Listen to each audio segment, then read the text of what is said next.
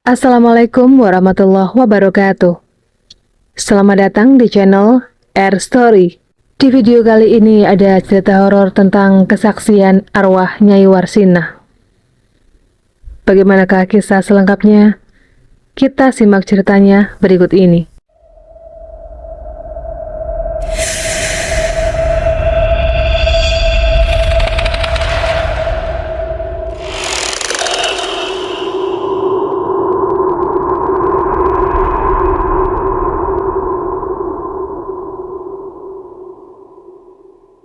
Semasa hidupnya, dia adalah nyai peliharaan seorang menir Belanda. Dia mati setelah diperkaos para algojo bayaran istri sang menir yang cemburu. Tak puas sampai di situ, istri sang menir juga memerintahkan para algojonya untuk memotong-motong tubuh Warsinah yang kemudian dikubur di bawah lantai kamar. Rumah kuno itu telah berkali-kali dikontrak orang. Anehnya, semua orang yang pernah mengontraknya rata-rata tidak ada yang pernah betah atau kerasan. Paling-paling hanya bertahan 1 atau 2 bulan menempatinya. Entah apa alasannya, tak seorang pun dari mereka yang memberikan keterangan atau alasan. Memang ada sesuatu yang unik. Setiap orang yang keluar dari rumah kontrakan itu rata-rata tutup mulut dan tak mau bercerita. Adalah Pak Sarmat, si pemilik rumah gedung kuno itu. Mungkin dia sendirilah yang mengetahui apa sebab-sebabnya si pengontrak rumah rata-rata hengkang dalam waktu yang singkat. Entah apa yang terjadi di sana. Yang terakhir kali mengontrak atau menempati rumah itu adalah keluarga Pak Burhan bersama 2 orang anak dan istrinya serta seorang pembantu rumah tangga. Mereka tinggal di rumah kontrakan tua itu. Namun, baru 10 hari menempati rumah itu, ada kesaksian yang cukup membuat bulu kuduk merinding. Semalam, saya mendengar ada suara seorang wanita menangis. Lalu saya bangun dan mencari sumber suara tangisan itu. Tapi baru saja saya melangkah dari pintu kamar, di depan mata saya terlihat ada sepotong kepala seorang wanita tergeletak di lantai di depan pintu kamar Nyonya. Tutur Bi Nuri, pembantu rumah tangga di rumah itu, kepada istri Pak Burhan. Pada mulanya, istri Pak Burhan tidak percaya pada cerita Bu Nuri yang dikiranya cuma mengada-ada.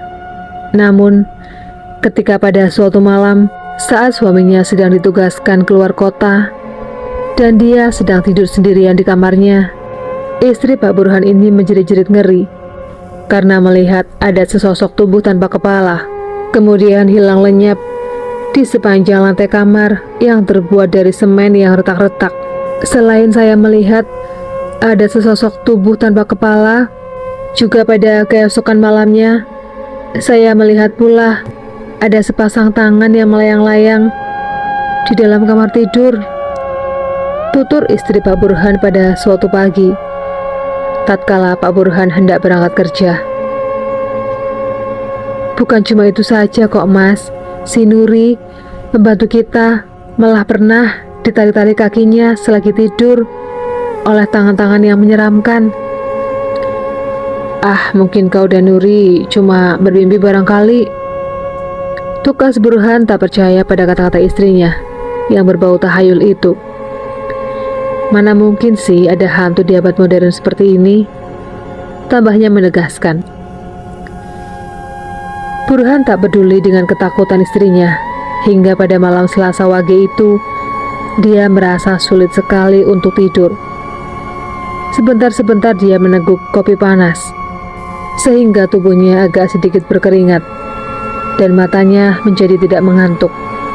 Sementara istrinya bersama kedua anaknya telah tertidur. Namun Burhan sendiri tidak tahu pasti apakah istrinya sudah tidur pulas atau hanya sekedar berbaring diam-diam membelakanginya.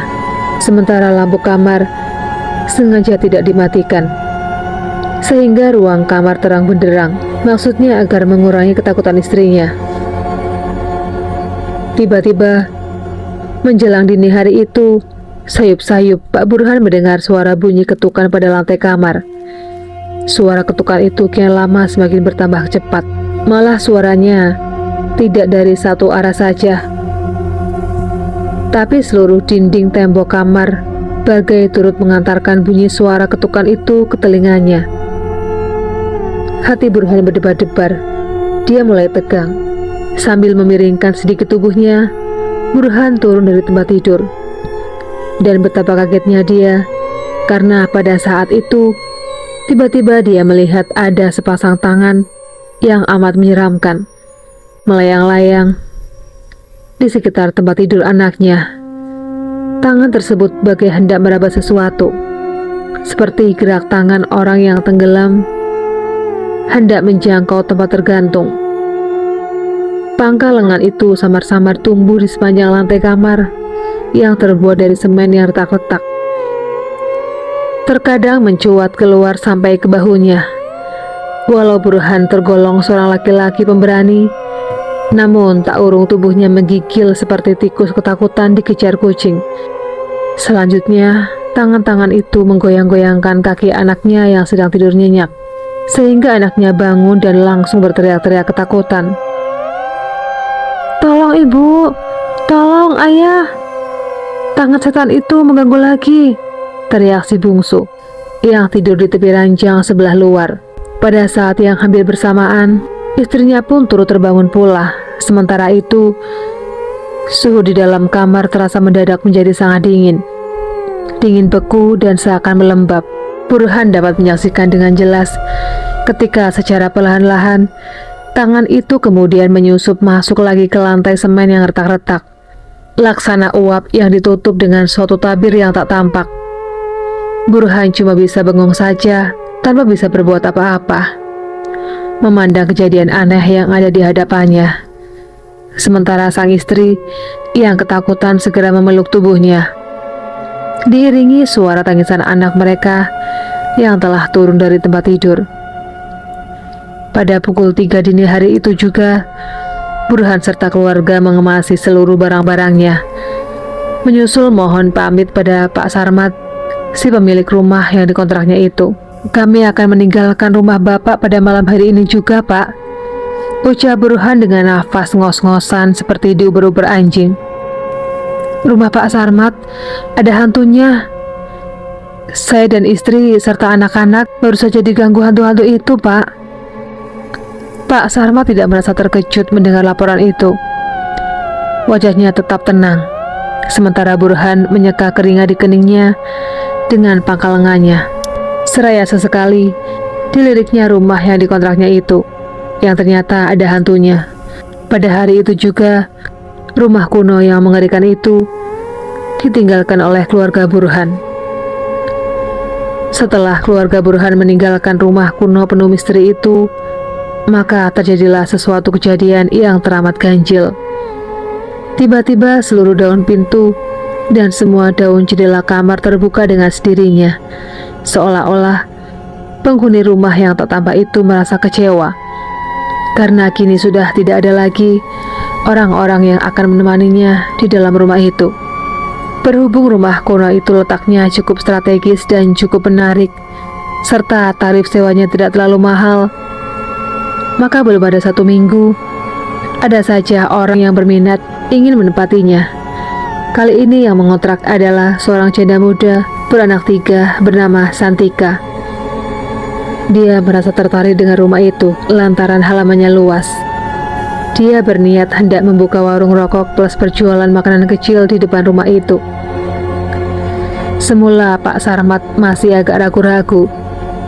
Kasihan bila nantinya janda muda beranak 3 itu diganggu oleh hantu penunggu rumah itu. Tetapi akhirnya dia menerima juga tawaran Santika untuk mengontrak rumah miliknya yang angker itu. Selama 3 hari berturut-turut, janda muda itu mendiami rumah gedung tua tersebut. Namun tidak terjadi apa-apa. Santika merasa senang, juga buah hatinya ketika pada suatu hari Pak Sarmat memberikannya 1 tandan pisang Ambon hasil kebunnya. Mungkin karena Pak Sarmat merasa kasihan melihat ketiga anak Santika yang masih kecil-kecil dan sudah yatim itu. Terlebih lagi ketika Santika menceritakan bahwa suaminya mati karena disantet, korban guna-guna dari saingan dagang suaminya, yang merasa syirik melihat usaha suaminya berkembang pesat. Keberhasilan suami Santika sebagai agen rokok dan pedagang makanan kecil ternyata membuat iri hati saingan dagangnya. Demikianlah cerita janda muda beranak 3 asal kota Tegal kepada Pak Sarmat. Santika sendiri adalah tamatan sekolah guru. Sebelum menikah, dia pernah mengajar di sekolah dasar dan kemudian menikah dengan seseorang pengusaha agen rokok. Dengan berbekal sedikit warisan almarhum suaminya, kini Santika berniat hendak membuka warung rokok sebagai penghasilannya setiap hari demi membesarkan ketiga anaknya yang masih kecil-kecil itu. Rupanya makhluk gaib itu tidak sudi memikirkan keadaan manusia yang mendiami rumah kuno celaka itu. Tepat pada hari ke-17, yaitu pada malam Jumat Kliwon, ketika jam telah menunjukkan pukul 1 dini hari, Santika dikejutkan oleh jeritan anaknya yang pertama, yang sudah pandai bicara. Santika mendekap anaknya sambil membujuk, "Ada apa, Adi? Kok malam-malam gini menjerit-jerit?" "Ada tangan-tangan yang menyeramkan, Bu," jawab Adi sambil menunjuk ke lantai bawah tempat tidur yang tampak retak-retak. "Tangan itu barusan saja menarik kaki Adi, Bu." "Tangan?" tanya Santika. "Maksud Adi tangan siapa?" Dia mendesak anaknya agar segera berkata yang sebenarnya. Sementara anaknya yang kedua dan paling bungsu juga turut terbangun pula. Anak-anak yang masih berusia di bawah 7 tahun terkadang memang mempunyai perasaan yang peka. Sebentar saja ketika anak Santika itu langsung saja menangis di tengah malam. Santika mencoba untuk membujuk guna mendiamkan ketiga anaknya yang sedang menangis, namun sia-sia.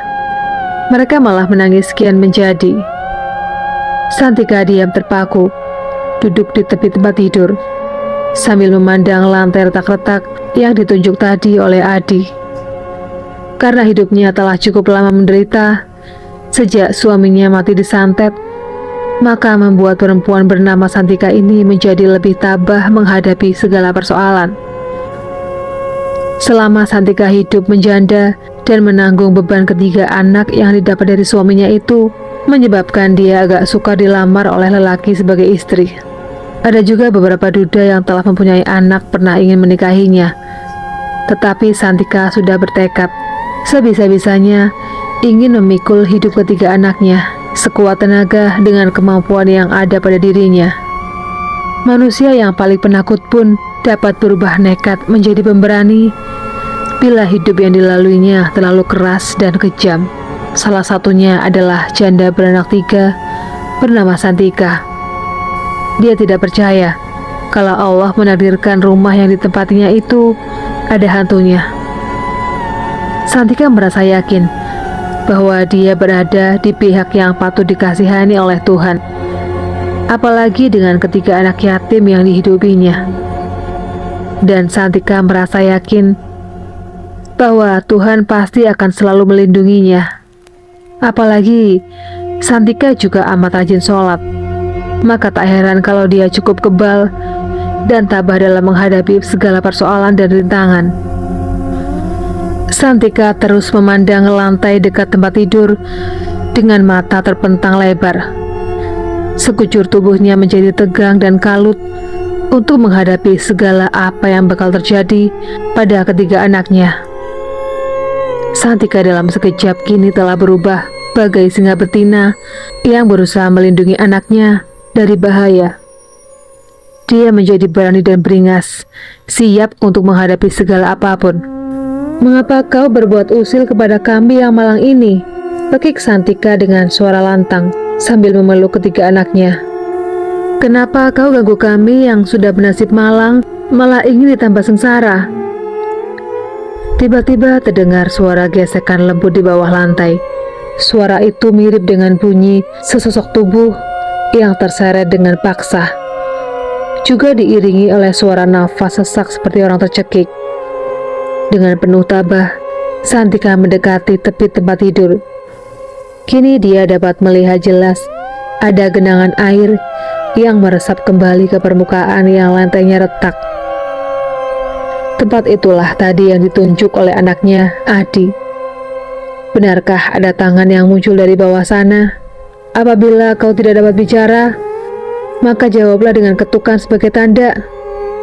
Dapatkah kau melakukannya? Tanya Santika dengan suara lantang. Semula cuma sayup-sayup, tapi kemudian semakin bertambah jelas suara ketukan di bawah lantai semen. Santika sejenak terpaku saking herannya, karena ucapannya dijawab. Sejenak, matanya mengamati sekeliling kamar, mencari alat tulis dan kertas. Sambil tetap memeluk ketiga anaknya, Santika mengambil beberapa lembar kertas dan sebuah pensil. Kemudian duduk bersila menghadap ke lantai retak yang senantiasa lembab itu. Apabila kau setan atau hantu, maka jawablah dengan ketukan sebanyak 3 kali. Tetapi jika kau roh manusia, harap jawablah dengan ketukan sebanyak 7 kali, ujar Santika dengan penuh tabah sambil memeluk ketiga anaknya di pangkuannya. Suasana hening sejenak. Pada detik-detik yang menegangkan itu, kemudian terdengar suara bunyi gesekan terseret di bawah lantai, dan selanjutnya terdengar bunyi ketukan sebanyak 7 kali. Oh, ternyata kau adalah roh manusia, ulang Santika. Kembali terdengar lagi bunyi ketukan sebanyak 7 kali. Secara tiba-tiba, Santika teringat ketika dia pernah menjadi guru di sekolah dasar. Selanjutnya dia mengambil inisiatif dengan menderetkan seluruh huruf alfabet dari mulai huruf A sampai huruf Z dengan pensil di atas lembaran kertas. Apabila nanti salah satu dari huruf ini kutunjuk, harap ketuklah jika benar sebagai salah satu huruf dari namamu, ujar Santika yang kini telah berani menurunkan ketiga anak-anaknya dari pangkuannya. Menyusul kemudian, dengan perlahan, ujung jari Santika menunjuk mulai dari huruf A sampai pada huruf V. Mendadak terdengar bunyi ketukan di bawah lantai. Santika buru-buru menulis huruf W sebagai awal tulisannya. Ketukan yang kedua pun terdengar jelas ketika jari Santika menunjukkan huruf A. Dalam tempo yang singkat, tersusun rapi semua huruf yang menunjukkan sebuah nama, yaitu Warsinah. Hingga menjelang fajar, Santika menyalin seluruh abjad demi abjad dari catatan yang diperolehnya dari hasil ketukan misterius di bawah lantai. Ternyata yang dulu menjadi penghuni rumah yang sekarang ditempati oleh Santika adalah seorang nyai Belanda atau istri simpanan seorang menir Belanda bernama Warsinah. Menurut pengakuan cerita Nyai Warsinah, dulunya dia pernah tinggal bersama dengan menir Peter van Houten sebagai nyai Belanda sang menir. Semula mereka hidup bahagia. Namun suatu ketika, datanglah istri menir Peter dari negeri Belanda. Kala itu kebetulan menir Peter sedang pergi keluar kota untuk suatu urusan dagang. Menurut cerita roh Nyai Warsinah, pada malam hari yang naas itu, dia disiksa secara sadis oleh istri menir Peter yang datang bersama para tukang pukulnya. Yang lebih mengerikan lagi adalah Warsinah diperkaos dengan biadab secara bergilir oleh kelima laki-laki algojo itu di hadapan istri menir Peter van Houten. Akibat dilanda cemburu, maka dengan sadis sekali Nyonya Belanda itu menghabisi nyawa Nyai Warsinah dengan memotong-motong tubuh wanita malang itu menjadi mayat terpotong 7. Selanjutnya mayat si Nyai Malang yang terpotong 7 itu dikubur, kemudian disemen di tengah kamar tanpa kain kafan sebagai pembalutnya. Sungguh mengerikan. Setelah terjadi dialog yang sangat panjang, akhirnya roh Nyai Warsinah memohon kepada Santika agar dapat menyampaikan pesannya, yaitu meminta agar Pak Sarmat, si pemilik rumah, sudi menguburkan tulang-tulangnya dengan upacara sewajarnya. Selanjutnya memindahkannya ke tempat pemakaman umum. Sampai pada pukul 6 pagi, Santika menuliskan ulang seluruh diktean abjad berangkai sehingga menjadi sebuah riwayat hidup yang singkat. Setelah itu, dia melaporkannya kepada Pak Sarmat. Pada siang harinya, Pak Sarmat membongkar lantai kamar yang berubin retak dan senantiasa lembab itu. Ternyata, diketemukan tulang belulang Nyai Warsinah masih tetap utuh. Kemudian dengan suatu upacara yang amat sederhana, tulang belulang itu dimakamkan di tanah wakaf dan diberi sebuah nisan kayu bertuliskan nama Warsinah. Allah Subhanahu wa Ta'ala telah menakdirkan bahwa janda yang memiliki 3 orang anak yatim akhirnya mampu mengakhiri kegelisahan roh penasaran yang tidak terkubur secara sewajarnya. Demikianlah kisah singkat tentang kesaksian arwah Nyai Warsinah yang ternyata dia adalah korban pembunuhan. Buat kalian yang suka dengan channel ini, jangan lupa untuk menekan tombol subscribe-nya supaya channel ini semakin berkembang. Sekian dulu video kali ini, jumpa lagi di video berikutnya. Assalamualaikum warahmatullahi wabarakatuh.